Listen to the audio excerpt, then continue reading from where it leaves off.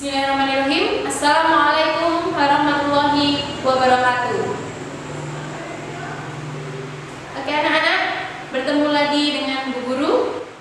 Pada kesempatan kali ini kita akan belajar mengenai patung Nusantara. Oke, kita akan membahas patung Nusantara ya untuk kali ini.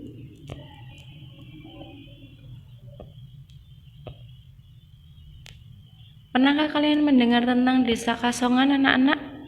Ya, Desa Kasongan adalah desa sentra penghasil gerabah dan patung dari daerah Bantul, Yogyakarta.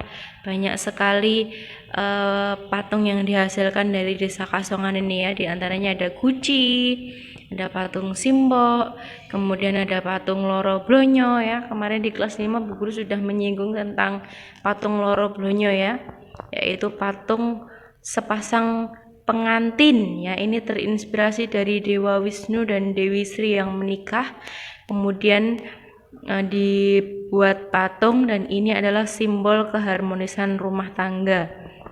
Oke, kemudian ada patung air mancur ya dari Kasongan. Oke, apa itu patung Nusantara? Patung Nusantara adalah seni membuat patung yang sudah dikenal penduduk Indonesia sejak berabad-abad yang lalu. Bentuknya bermacam-macam, terinspirasi dari kekayaan alam Indonesia, misalnya manusia, hewan, tumbuhan, buah-buahan, atau benda-benda di sekitar kita. Banyak sekali contoh patung Nusantara ya. Kalau kalian pernah lihat patung hiu sura ya dan buaya di Surabaya, nah itu patung Nusantara. Kemudian ada patung apel di Malang, itu juga patung Nusantara ya. Kemudian kalau kalian pernah ke Purbalingga, itu ada patung yang terbuat dari logam, itu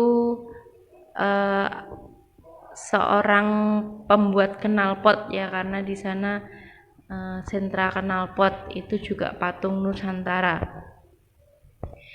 Oke, apa saja bahan pembuatan patung?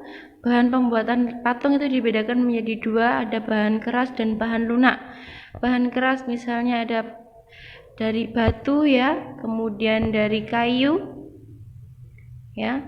Dari kayu ini, sentra pembuatan patung dari kayu ini di Kabupaten Gianyar ya, Bali. Ini penghasil patung dari kayu. Kemudian ada patung dari logam dan ada patung dari kaca. Ini bahan keras. Dengan bahan pembuatan patung lunak itu ada plastisin, kemudian ada tanah liat, ada sabun, dan ada patung yang terbuat dari lilin. Nah, patung yang terbuat dari lilin ini, kalau kalian pernah mendengar Museum Madam Tussauds, nah di situ ada patung-patung yang terbuat dari lilin. Ya, museum itu ada di Singapura dan itu isinya tokoh-tokoh dari seluruh dunia, termasuk Indonesia. Ini patung dari lilin yang sudah dibuat di Singapura. Di Museum Madam Tussauds itu ada 5 tokoh ya, ada Agnes Monica, Pak Jokowi, kemudian ada presiden pertama kita Pak Soekarno ya, kemudian ada Anggun C. Sasmi, dan ada pebulu tangkis nasional Rudi Hartono. Oke, itu bahan pembuatan patung. Sekarang teknik pembuatan patung. Teknik pembuatan patung ada 4. Yang pertama adalah teknik cetak tekan. Bahan yang digunakan untuk teknik ini sebaiknya berupa bahan lunak seperti tanah liat plastis. Tanah liat plastis adalah tanah yang tidak terlalu lembek, elastis, dan mudah dibentuk. Tanah liat yang terlalu lembek akan sulit untuk memperoleh bentuk yang tepat dan rapi karena akan sulit diangkat dari cetakan. Nah, ini contoh teknik cetak tekan ya. Kemudian teknik pembuatan patung yang kedua adalah teknik ukir atau pahat. Bahan yang digunakan umumnya benda keras seperti lilin, sabun, kayu dan batu. Teknik ini menggunakan alat-alat pahat seperti paku, palu, dan lain-lain. Nah, ini contoh gambar teknik pembuatan patung dengan teknik pahat. Kemudian teknik pembuatan patung yang ketiga adalah teknik butsir. Apa itu teknik butsir? Teknik butsir adalah cara membuat patung dengan mengurangi atau menambahkan dengan menggunakan alat butsir. Bahan yang digunakan adalah bahan lunak seperti tanah liat atau plastisin. Nah, ini contoh gambar patung dengan membuat dengan teknik butsir ya. Ini seperti membuat guci, kemudian piring, gelas, dan sebagainya. Teknik pembuatan patung yang keempat adalah teknik cor. Untuk membuat patung dengan teknik cor, cetakan harus dibuat terlebih dahulu. Lalu bahan adonan cor dituangkan ke dalam cetakan. Adonan cor bisa terbuat dari lilin atau logam cair yang dipanaskan terlebih dahulu. Nah, ini contoh gambar teknik cor ya. Jadi logam cair dipanaskan kemudian dituang ke dalam cetakan. Oke, fungsi patung. Yang pertama untuk dekorasi interior, itu untuk menghias ruangan. Kemudian dekorasi eksterior untuk menghias luar ruangan seperti taman atau tempat wisata. Kemudian tanda peringatan, ini untuk mengenang jasa seseorang atau peristiwa bersejarah. Seperti contohnya itu ada patung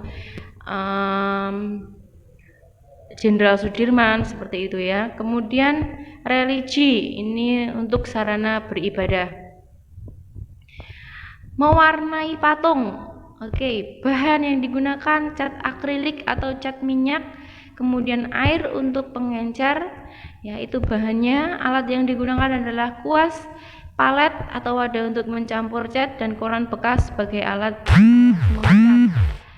Kemudian mewarnai patung, ini cara pewarnaan ya. Yang pertama, campurkan cat akrilik dengan air secukupnya di dalam palet. Kemudian aduk cat akrilik dengan air hingga merata. Sapukan cat akrilik pada patung secara merata. Biarkan cat akrilik mengering, patung sudah jadi ya. Itu cara pewarnaan patung. Oke anak-anak, materinya sampai di sini ya untuk patung Nusantara. Untuk tugasnya itu silahkan kalian membuat model patung dengan tema bebas. Jadi temanya bebas, boleh hewan, boleh tumbuhan, boleh apapun ya, bebas. Dan menggunakan bahan yang bebas, bahannya juga bebas. Kalian mau pakai tanah liat boleh, mau dengan teknik ukir menggunakan kayu boleh, mau menggunakan plastisin boleh, mau menggunakan lilin boleh, bebas ya. Temanya bebas, bahannya juga bebas.